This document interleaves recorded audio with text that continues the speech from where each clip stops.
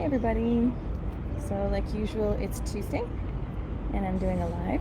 Hopefully everything goes well with this live. We are having some internet issues at the co-working space I'm at, so I'm using the hotspot on my phone. So if you have issues streaming or hearing me, just let me know and I'll try and make adjustments, speak up, or maybe try and do it later. Anyways, so happy Tuesday. How are you? Like usual, doing a live on content strategy, how to write for your business, how to be more persuasive, how to, get these sales relationships in a better place and get you in a better revenue spot as a result of your content. Anyways, so today I'm going to talk about getting people to actually read your content more, why it matters, and how you can use stories to do it. So something I've seen, you guys know that I work a lot with bookkeepers, accountants, very analytical, factual people. And so I've actually seen some posts where they're just like, can I just post the facts and move on? Can I just tell you, you'll save tax money, here's the link to my services, and can't that be enough? It'd be really convenient. It'd make my life easier posting about my business and it'd make everyone's life easier as well. But that's just not how it works. That's not how we're persuaded. We're not persuaded by someone just throwing facts in our face. So we need to talk in a way that gets people interested, that gets people listening, that gets people engaged on more than just reading a fact basis, especially in a world where we have so much content coming at us. And also, you may wonder, why do I care if anyone reads what I put out there? So you go into, a whole thing of like putting together a longer post or a blog. Why do I care if someone reads it, right? There's multiple reasons why you care. Sorry, looking at my notes, guys. They won't. You want them to read the whole thing for multiple reasons. One of them is it's better for your website ranking. So if it's a blog and they just stop reading your blog, Google knows it and you'll get penalized for it. Also, if they quit halfway through whatever you post, well, then guess what'll happen? It's just like you haven't persuaded them. You haven't got them to the next step. You're not just putting stuff up there for them to not take action. When you put the work into content and putting your message out there, you're putting a message out there to make a difference, to sell a product, to start relationships, things of that nature. So it matters to make something engaging enough that people will read all the way through it. And when I talk about stories, I know some people feel a little bit leery about it. Like I said, I work a lot with bookkeepers and accountants, and they talk about how I should just be able to, I do taxes, I list my services, and that should be enough, right? Well, it's not. And another thing that comes up from it is, no one has time for long content stories, right? There's too much stuff on the web. And so while there is a grain of truth to that, there is a lot more competition. There's a lot more people who are competing for your time, your attention, your eyeballs. If something is good, you will read it. Just because there's tons of content out there doesn't mean there's tons of good content. So if you write something that's compelling, people will tune in for it. Some people may say, well, what I do is so boring. Like I write for, once again, bookkeepers and accountants. One of the things they say to me when I help them write content, they're like, I can't come across as boring. I can't be boring. And some people struggle. They think well, what I do or the changes I want to make, they're not compelling enough to tell a story or for people to read about it. I write for bookkeepers for a living, guys. There's always a story in it. There's always something to be compelling. We're all human, and that leaks into everything that we do. Nothing you do in no one's life is too boring that you can't write it in an engaging way. So anyways, let's go more into why having engaging content matters from a strategic and just like an online perspective. And then I'll go into more how to do it and stories that you can do for it. All right, so engagement matters because clicks and views aren't the same as reading or engagement. Like I just said a little bit earlier, I read this Times article that was really good, and it said that a company called Chartbeat looked at deep user behavior across 2 billion with a B, visits across the web over the course of a month, and found that most people who click, even though they get to your website or open your post or whatever, just because they click it doesn't mean they read. And 55% spend fewer than 15 seconds actively on a page. So just as someone clicks through or opens your post or shows up as a viewer count on your on your video, it doesn't mean that they were there for very long. And if they're there for 15 seconds, what are they getting away with it, right? Here's why it matters to hold attention, okay? Research in this same study has shown that if you can hold a visitor's attention for just 3 minutes, just 3, they're twice as likely to return. You want people to come back with you. You want people. This is part of the trust building process you have with your clients. If you can hold their attention for 3 minutes and figure out how to do that, they're much more likely to come back to you, build a relationship with you, build trust with you, ask questions of you, things of that nature. You want them coming back. And also, if people aren't engaging with what you do, more in a website and blog way, it sends bad signals to the internet. It's just like, oh, no one's going to read this, so we're going to like kind of downrank it. And also, if people know that you don't write things that are interesting, they won't read them. So,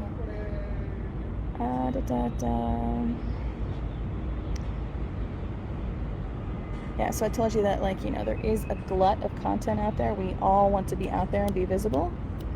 But what's funny is, like, I'm not quite sure how they came up with this number, but I read this article by Copy Hackers. If you ever read them, they're really good for figuring out content and strategy. They said that 75% of the content out there gets glossed over. So only 25%, 1 in 4 bits of content is worth stopping and reading. So if you write something worth stopping and reading, it does stand out. That by itself makes a difference, right? I really like this analogy I came across from this article. It's on Buffer. Some of you may use it for posting for your social media page. So think of when you write something that's value content, you need to think of it like a gummy vitamin.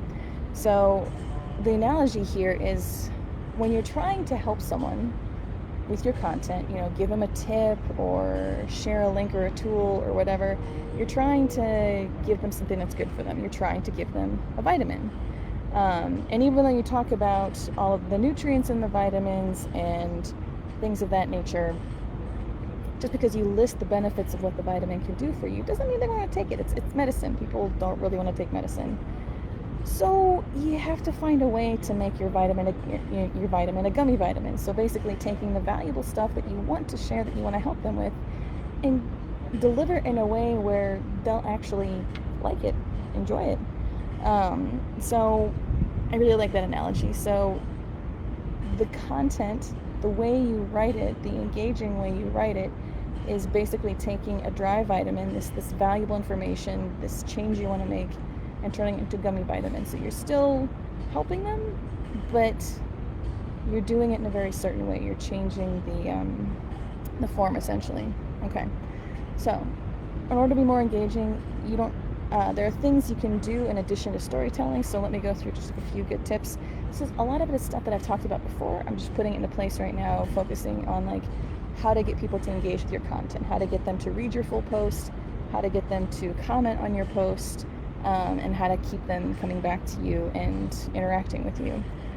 One really important way is to write a good headline. I say this a lot. There are lots of quotes about this. I came across another good one today. A poor headline or a poor opening line will render the rest of your post invisible. So think about that. Especially like if you have like a long form like social media post, you only have like a couple of lines to get their attention and to persuade them to click the see more link, right?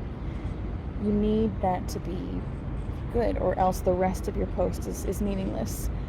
There's this is really fascinating to me. There's a woman she runs this business called Copy Hackers, and she says that she spends 90% of her time writing headlines when it comes to writing a piece.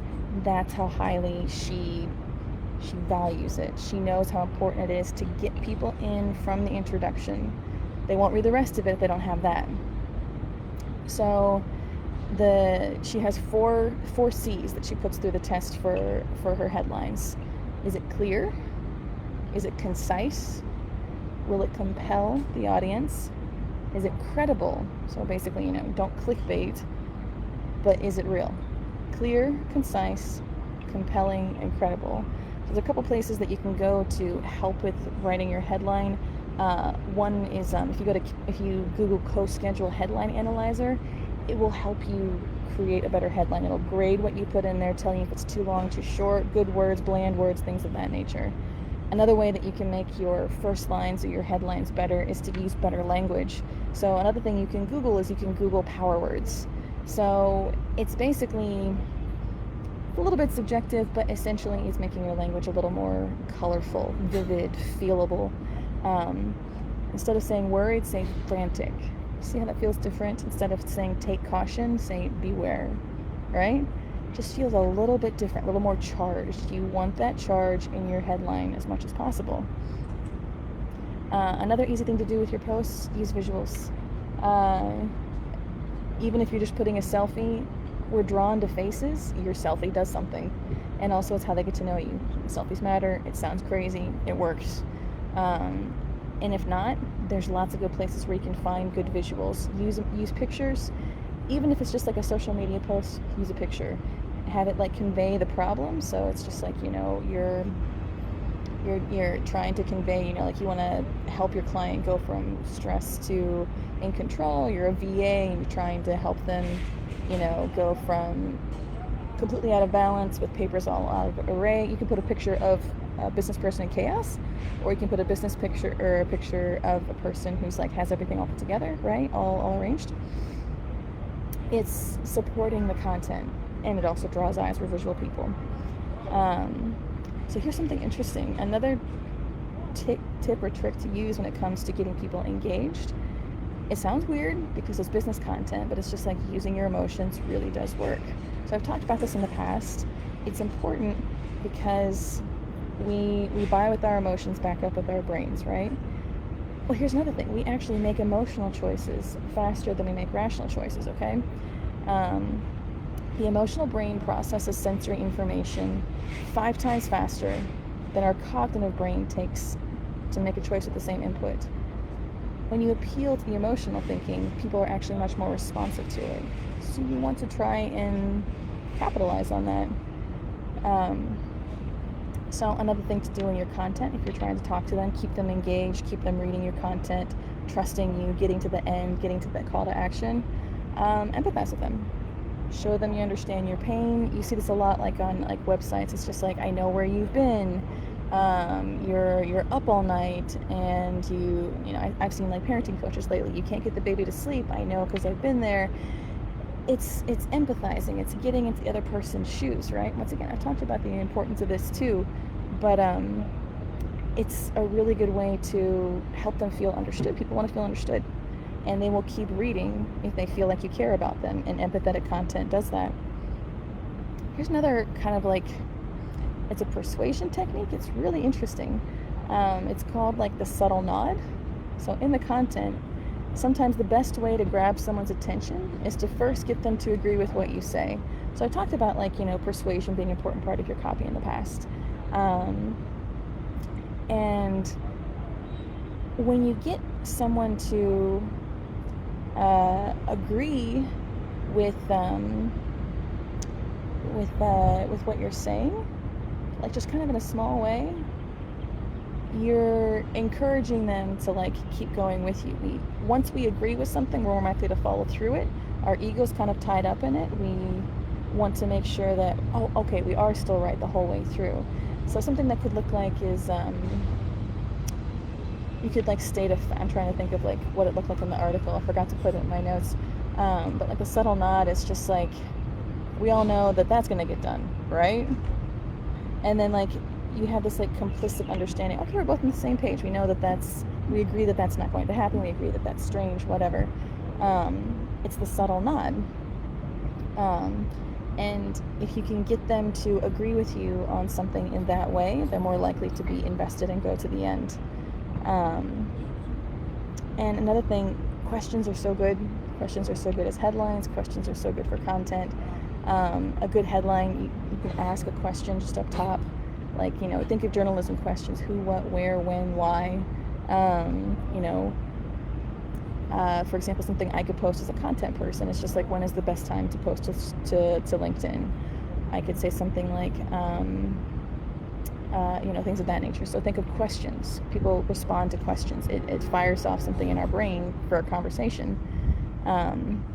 And also another thing that interested me, that this is new for one, people tend to stop reading about halfway through something sometimes, okay? So if you're able to add a question somewhere in the middle, it keeps them engaged. So you may have answered, like one question up top, but then ask a second one and keep them like kind of breadcrumbs almost with the questions. It's how you keep them going through the rest of the content. So that's just like general tips. So now I want to go more into like storytelling. It sounds weird to tell stories. It feels like that's not strategic, that's not direct, that's not data. But you're selling to humans, so you have to think about how humans are persuaded. We're wired to be persuaded by stories. It's just the way we work. I read it, there's this article I read. He said we love stories so much we have to be trained to not fall for anecdotal evidence because our brains value stories so much.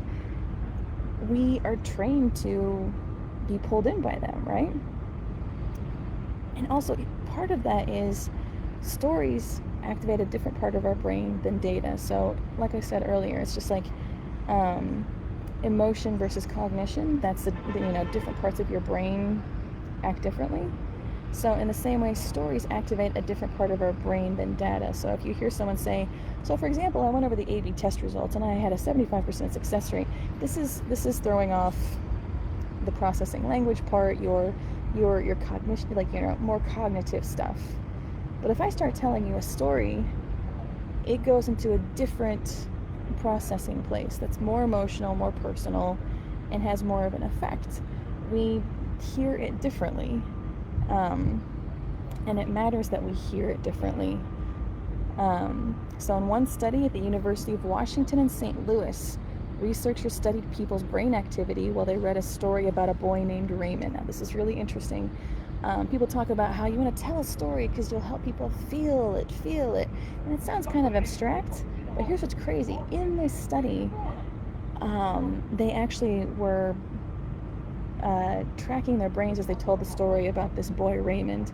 And when Raymond picked up a ball, in the brain scans, these people had little things firing off as if they were physically picking up a ball. The same part of the brain that would fire off if they were picking up a ball in real life fired off when they heard the story of Raymond picking up the ball, right? Same with, Raymond jumped down the steps. In the part of the brain that, be associated with, like leg movement and things like that, that little bulb went off because the story of Raymond gets processed that way. We feel it, we internalize it. Our brains act as if we're living stories when we're hearing them. This isn't fluffy stuff, it's psychology. That's why stories matter, why you want them in your content. And here's what's interesting. So again, I know in an age where it's just like, there's a lot of content out there. You think that, there's too much out there. I should keep it short and simple. Long content doesn't work for me. And like, I've had that with some of my posts. I tend to write longer forms of things on purpose because I'm telling stories and engaging people through the content. And some people are just like, I think it's too long. And I understand the feeling for that. But here's what's interesting. If you tell a good story, the length is worth it. So this was really great. So Buffer also had this other article that I really liked, and they did an experiment. And they ran what they called an A/B test. So if you don't know what that is, they basically run the same kind of content, but with just one change between version A and version B, because they want to see which one performs better. It's a way of, dialing in your results. So version A in the A/B test was just went straight into the meat. Just like, bookkeepers talk about, I just want to share the point, share the benefit, and be done. And no nonsense, straight to the point.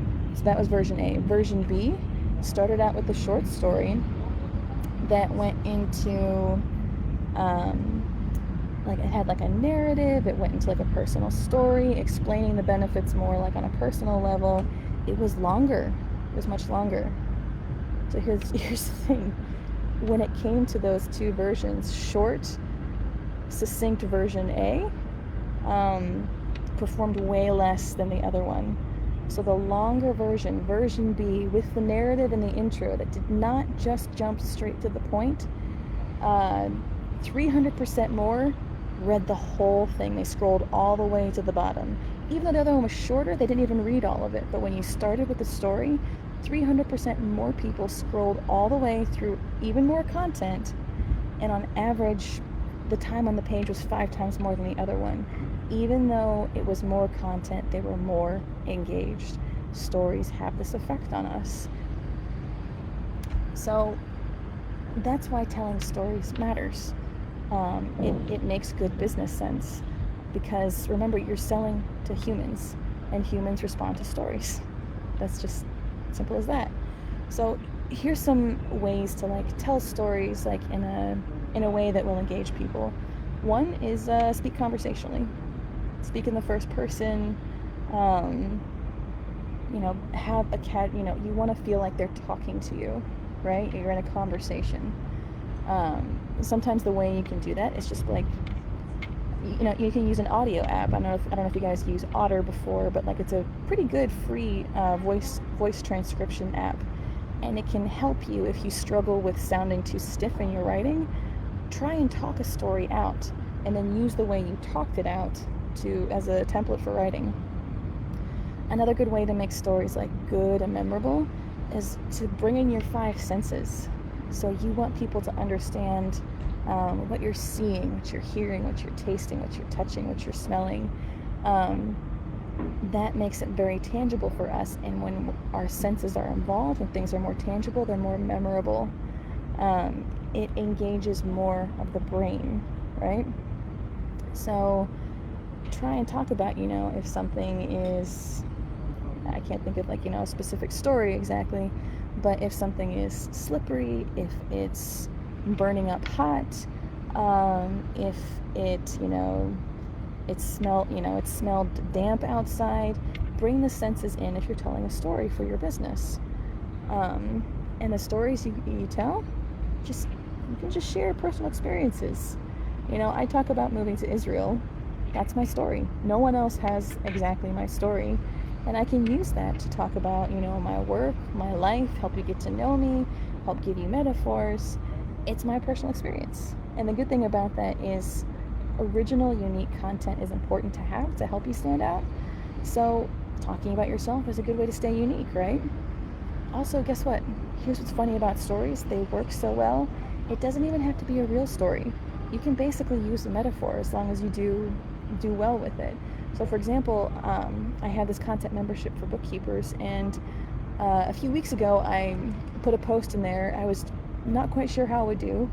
It wasn't a true story. It was just a fictional story of this busy business owner I called Barb, and all the things she went through and how she eventually ended up hiring a bookkeeper. And I was actually surprised to hear from the members how well that story did. And I think it was because it was a story. We respond to stories, right? So you don't have to tell like a real story. Tell a metaphor. We think in stories. Think of almost like a fairy tale version or a myth version of it, Goldilocks and the Three Bears, or Snow White and the Seven Dwarfs. You can even, do something like that. And also, if you wanted to spoof off of popular fairy tales, great.